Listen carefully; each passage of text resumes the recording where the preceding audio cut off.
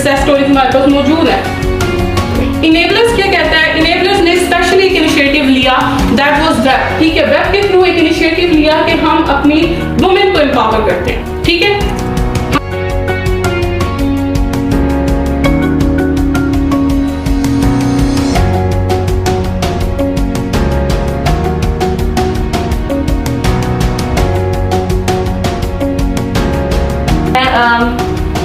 Investment करूंगी wholesale के लिए, तो मुझे उसके लिए EBS से भी मैंने सीखा, लेकिन मैंने सोचा कि मुझे थोड़ी हेल्प चाहिए। उसे आज़ादी उसका बुनियादी हक है।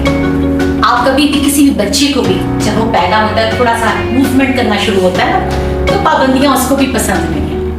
वो आपकी गोद से निकल कर मूव करने की कोशिश करता है, उसे ये आज़ादी पसंद है। Why? Because nature has made you independent. अल्लाह ने आपको आजाद तकलीफ किया है। आप जिस माँ से होते हो आप उससे भी आजाद हो जाते हो।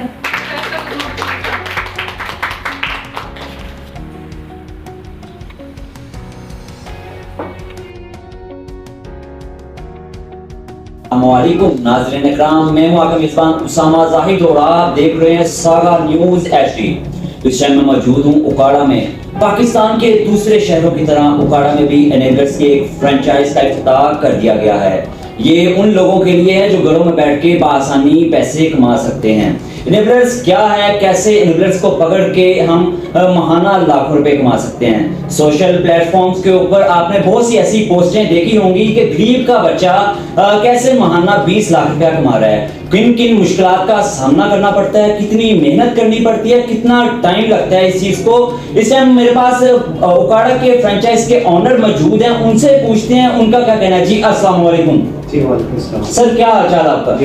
सर बताइएगा इनेबलर्स क्या चीज है, कैसे लोग इसको पकड़ के माहाना 20-30 लाख रुपया कमा रहे हैं? जी, इनेबलर्स एक प्लेटफॉर्म है जो लड़कों को, बच्चियों को स्किल्स सिखाता है ई कॉमर्स के थ्रू अर्निंग करने का, ऑनलाइन अर्निंग करने का। आपके स्किल्स में शामिल है Amazon, digital marketing, search engine optimisation, graphic designing, content writing, जो भी जितने भी फील्ड्स के स्किल्स हैं जो ई कॉमर्स में बच्चों को हेल्प कर सकते हैं अपने फील्ड में एक्सेल करके और डॉलर्स में इनकम कमाने के, वो हम सारे स्किल्स फराहम करते हैं। A to Z गाइडलाइन बता दीजिएगा, कैसे स्टार्टअप होता है, कैसे कमाना पड़ता है, क्या करना पड़ता है, कितने टाइम हमें इस चीज़ को देना पड़ता है। स्टार्टिंग में तो यही है कि बच्चे यहाँ पे आते हैं, वो स्किल सीखते हैं। सबसे पहले जब तक आपको स्किल नहीं आएगा आप अपने क्लाइंट को पिच नहीं कर सकते। पहले तकरीबन 3 से 6 माह लगते हैं बच्चे को एक नया स्किल सीखने में, उसको डाइजेस्ट करने में। वो सीखने के बाद उसको यहाँ पे हैंड्स ऑन ट्रेनिंग दी जाती है। अकाउंट्स पे खुद हमारे अकाउंट पे बच्चे खुद काम करते हैं। वो काम करने के बाद उनको थोड़ी सी ज़्यादा नो-हाउ आती है, उनको ज़्यादा अच्छा तरीके से वो क्लाइंट को एक्सप्लेन कर पाते हैं। उसके बाद क्लाइंट हंटिंग की बात आती है। फाइवर, अपवर्क, फ्रीलांसर पे उनको सिखाया जाता है किस तरह वो क्लाइंट अपना अर्न कर सकते हैं।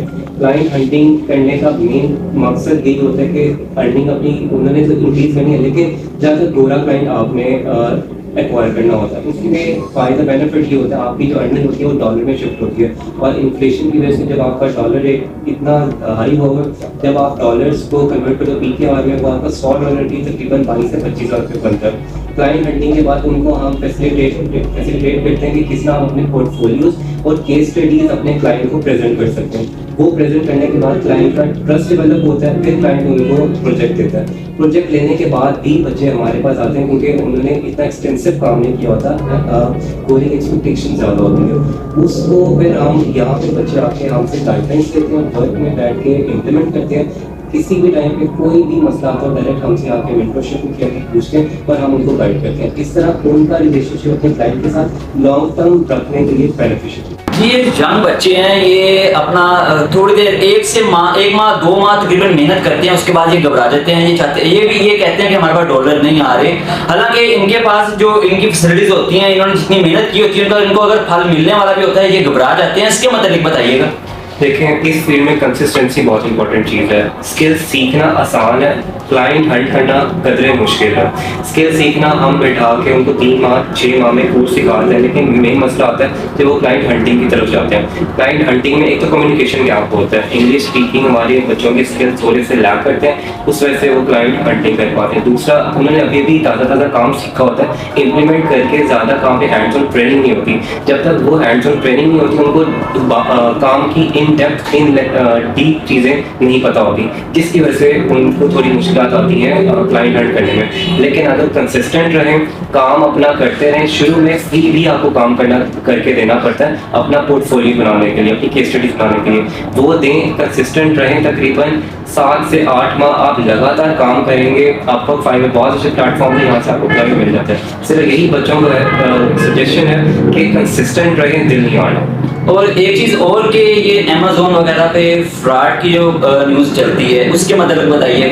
अमेज़न पे फ्रॉड यही केस है कि हमने एक सेक्शन जिसको ड्रॉप शिपिंग बोलते हैं उसको अब्यूज करना शुरू कर दिया।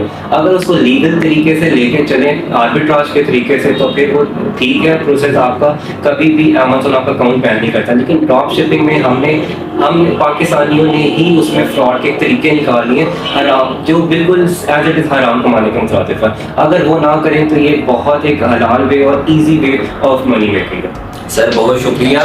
जैसा कि उनका कहना था कि हम घर बैठ के आसानी पैसे कमा सकते हैं, इधर एनेबलर्स की आप ब्रांच पे आएँ, इधर आके आप अपने कोर्सेज करें, स्किल सीखें, देन आप महीनों में या दिनों के अंदर आप ऑनलाइन मनी जनरेट कर सकते हैं। इसी के साथ अपने मेज़बान उसामा जाहिद को दें इजाज़त। अल्लाह ने के बाद।